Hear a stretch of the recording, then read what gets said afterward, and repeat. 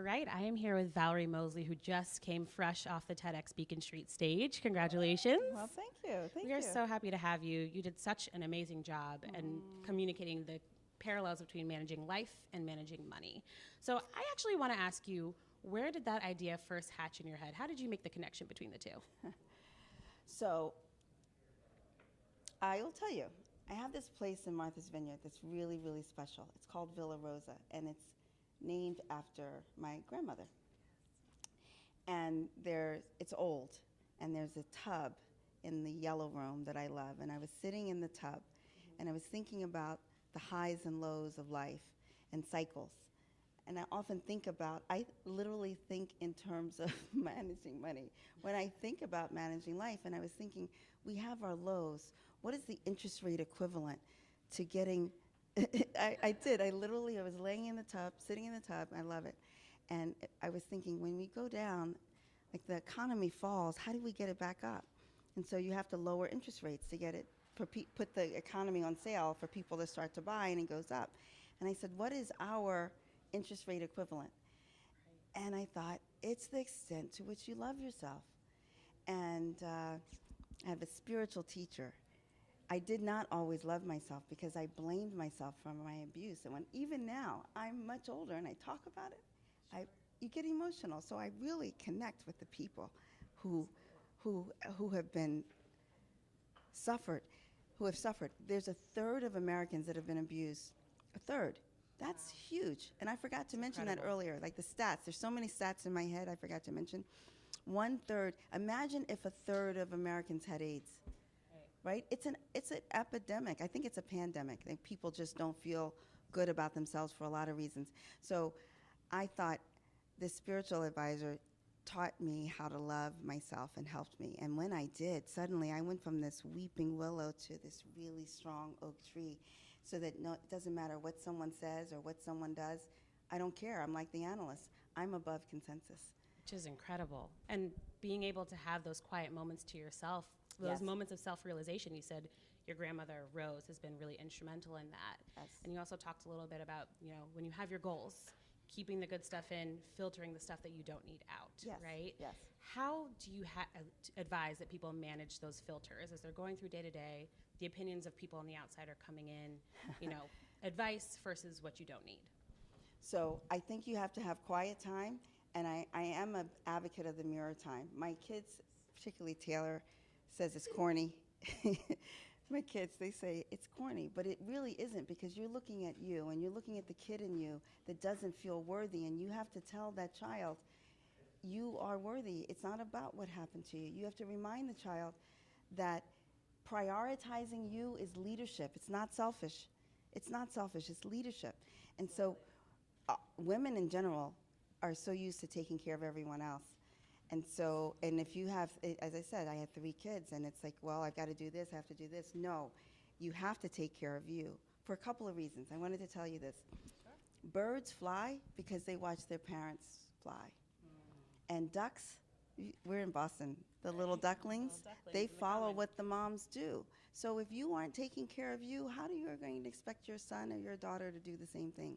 Absolutely. So it really is about leadership, and it's about the power of that self-love, because I believe that when you have it, you just emit the light. Right? And self-care is so important. Self-care is so important. And there will be people with little voices that say, oh, you're selfish when you do that. And that's why I love the managing money analogy. It's like, yeah, I know you think that, because there's all these different opinions out there. You've got to say, what do I think? Right. And what I think, I lead. And any leader, they put people around so you can say, well, what do you think? What do you think? What do you think? But not for their thoughts to be yours, for you to process it versus what is going to make you the best. What's going to get you toward your goals. To your goals, right? And your goals are likely going to consider other people, because you're considerate. But when you probably have done this, like our mothers and our grandmothers. They fed themselves last. They took care of everyone else, and incredible humans. Incredible, but they don't put themselves up there. And I think that's a good thing, to put it up there, because then you have more to give. right? And if you're naturally nurturing, you're going to give it more. I think there's something non-apologetically. Absolutely. Yeah. There's something to be said about filling up your cup so that you can fill up others. And Exactly. I think that's one of the least selfish things you can do. And speaking of, thank you so much for sharing your story. Oh. I know so many women in the world, men as well, like you mentioned, need to hear that.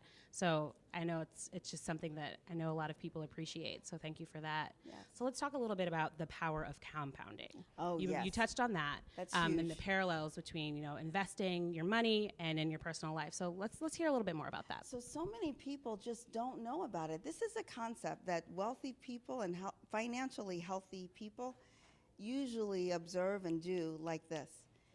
And it's instinctive. I'm going to invest the money and I'm going to leave it. And in fact, when the market falls, like I said, it's on sale. If you have it to give, you should give more. If you run when the market crashes, when it's most fearful, you will miss out on the upside. And what I just wish more people could fully understand and appreciate. Can I talk to the camera? Or no? Sure, go This ahead. is really important. I'm so incredibly passionate about it that I tell everyone, it's about choice. So this is important. Yes. Because I started off with an example of $250. Not everybody can have $250 to put away. And I understand and I really appreciate and respect the fact that there are many people that don't make money. But I'm talking about the choices that you make. Are you going to spend the money on $200, let's say, on a pair of shoes or sneakers or something like that? Take that money instead and invest it. And over time, it does grow. And it's free money. It's incredible. It's a lot of money, but most of us don't know it.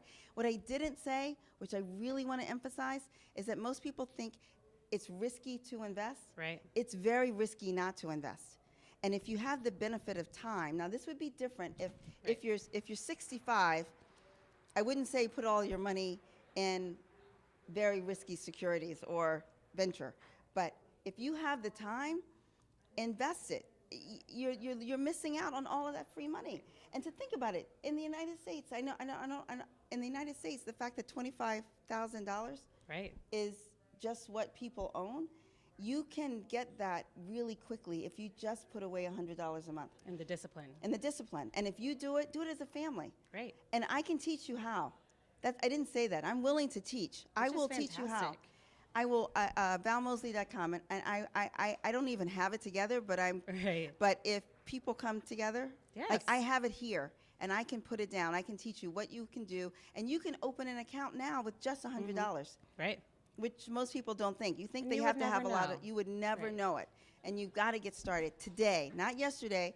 My nephew says Yes. the best time to create a tree, to build a strong oak tree, was 20 years ago. Right. The second best time To be is nice today. and beautiful now. Yes. Right. But the second best time is today. Like, start today. Right. And I think that's Yeah. one thing that's missing often, even in is. education, just Yeah, we don't- personal finance, investing, starting so early. So have you started that with your kids early on, just kind of drilling it in them? I have, but I have, and they've heard it over and over again. But there is something that parents know, that if you tell your kids something, they always don't respond the same way if somebody else told them the exact same thing. Sure. But Lord knows that I have drilled this home. It is so important. And the sooner they get started, who doesn't want to be a millionaire? It's not, Right. it's not so far outside of the reach. So more often than not, especially because I grew up not having a lot, Sure. you might want to buy something that looks like you have something. No, don't. I'm saying don't do that. Invest it instead. Invest instead. And Thank most you. people don't know where to invest. I'm happy to Right. help share that. And I think everyone's going to need this education. So even if your kids don't listen to you, you have a whole audience, a simulcast, a live stream that's all listening today. So thank you so much, Valerie, for sharing your wisdom, your story, your advice. We really appreciate My it. pleasure. Thank you so much. It's a pleasure. Thank you.